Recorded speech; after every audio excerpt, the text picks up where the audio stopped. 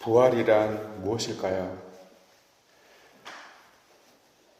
belong to, 어디에 속해 있다 라는 말씀을 드리고 싶습니다.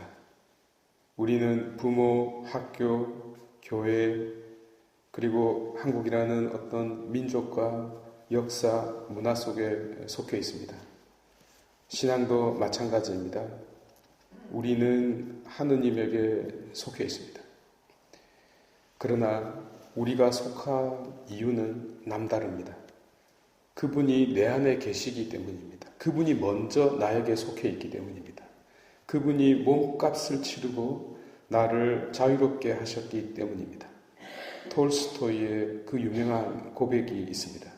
만약 누군가가 그리스도보다 더 위대하고 더 큰 사랑을 베푼 자가 나타난다 할지라도 갈라디아서 2장 20절의 말씀처럼 나를 위하여 당신 자신을 아낌없이 내어주신 그 사랑을 베푸신 그리스도, 그래서 그분이 이야말로 온전히 나의 주님이며 나의 사랑이라고요.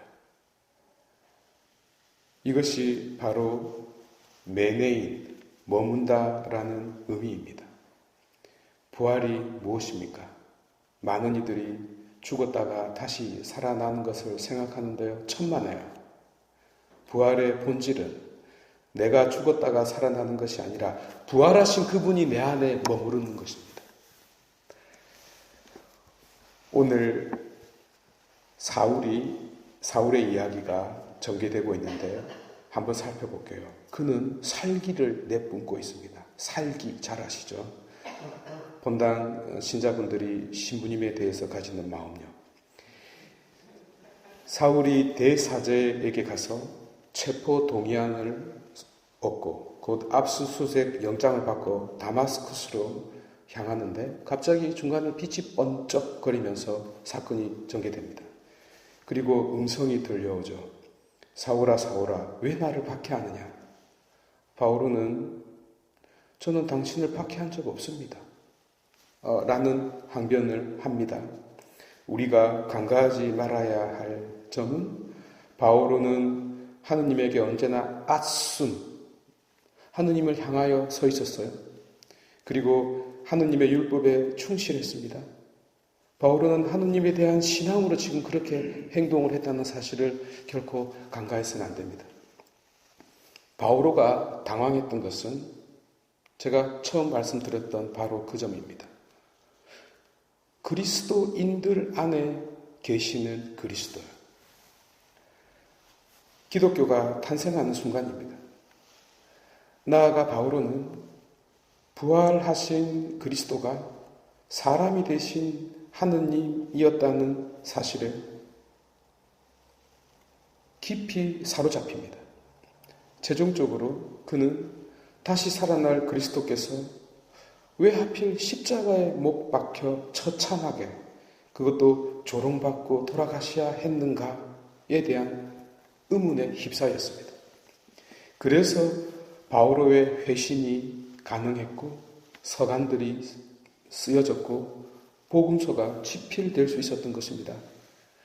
그래서 부활은 바오로처럼 이런 하나의 체험이지 결코 증명이나 논증 혹은 과학이 될 수 없습니다. 어쨌든 하나니아스에게 세례를 받고 안수를 받은 바오로는 드디어 기독교 탄생을 알리는 신호탄을 쏩니다.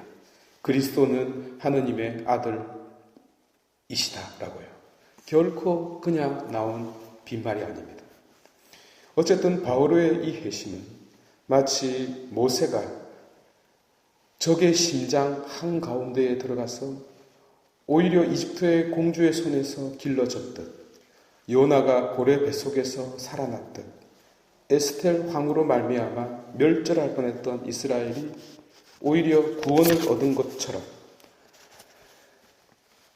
가장 극적으로 기독교 선교의 엔진이 되었습니다. 이제 잠시 복음으로 눈을 돌려볼까요? 바오로의 체험과 다름 아닙니다. 내 살을 먹고 내 피를 마시는 사람은 내 안에 머무르고 나도 그 사람 안에 머무른다라고 말씀하셨습니다.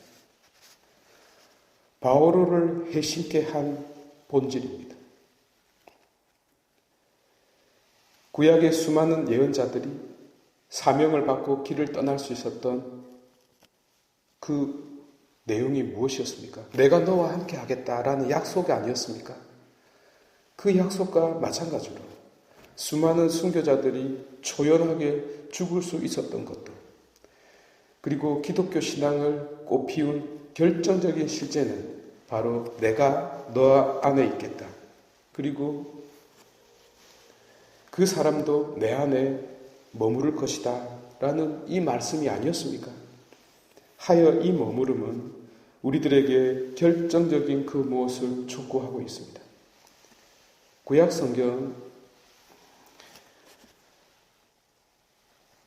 7 아들과 어머니의 순교에 대한 이야기를 잘 아실 겁니다. 7명의 아들이 한 명씩 죽음을 당합니다. 그런데 어머니는 눈 하나 깜짝하지 않습니다. 설사 그 어머니가 배교했을지라도 그 어미를 욕할 사람은 세상에 한 명도 없을 겁니다. 그러나 배교하지 않습니다. 왜 그랬을까요? 그 어머니는 자기 자식들을 보고 있지 않았기 때문입니다. 하느님을 보고 있었기 때문입니다. 아들들도 마찬가지입니다. 만약 그 아들들이 어머니를 보고 있었다면 그 어머니의 고통을 아들들은 아마 견디지 못했을 것입니다. 그런데 그 아들들 역시 하느님을 보고 있습니다. 그 대화가 이렇습니다. 어머니가 아들들에게 계속 나를 보지 말고 너를 내신 하느님을 보라고 계속 가르칩니다. 그래서 그 아들들도 순교할 수 있었습니다. 다시 말씀드릴게요. 머무른다.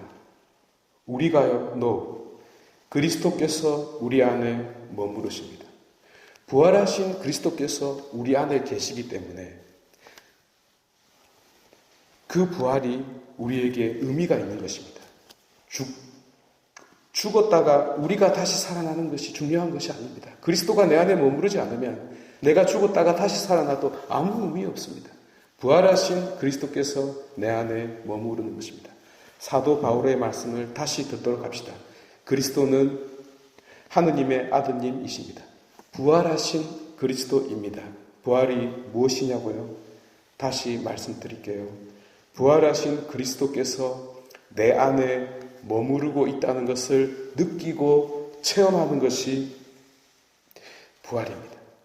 십자가에 못 박힌 그리스도께서 나를 위하여 다시 일어나셨다는 것, 그리고 그분이 다른 것이 아닌 우리 안에 있다는 사실을 느끼고 체험하는 것입니다. 봉헌하도록 하겠습니다.